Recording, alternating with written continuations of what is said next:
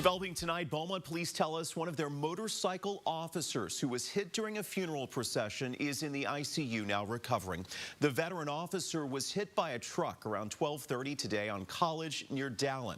Father Andrew Moore said the officer was escorting the body of Father Luong Tran to his final resting place at the cemetery in China. Tran died last Monday from a pulmonary embolism. Now, police say their preliminary investigation into today's crash shows the driver of the truck tried to cut through the funeral procession. 12 News reporter Dominique Lay joins us live with what police are saying about the crash and also how neighbors are reacting.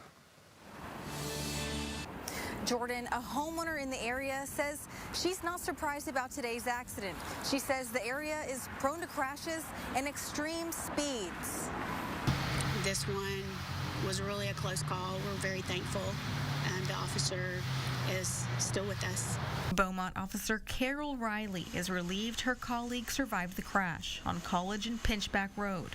The driver of a pickup truck was traveling southbound on Pinchback, attempted to pass through the procession, causing a crash with the motorcycle officer.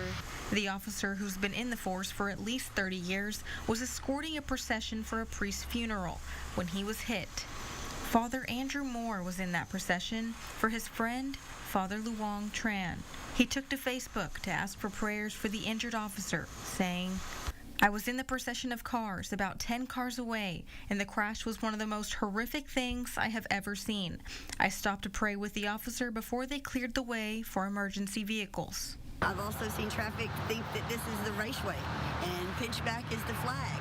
Sabrina Placken has lived on the corner of the intersection of College and Pinchback for 2 years. She says she's called 911 10 times because of accidents. There's been a couple of times whenever the crashes have shaken my house, which that's a large impact. I came out the door one night in tears, figuring I was going to come and find somebody dead.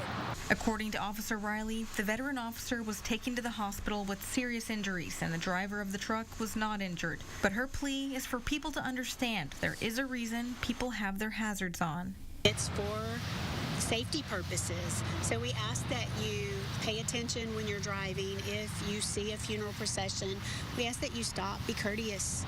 Just remember that could be your family. And of course, we never want to see a situation like that happened today.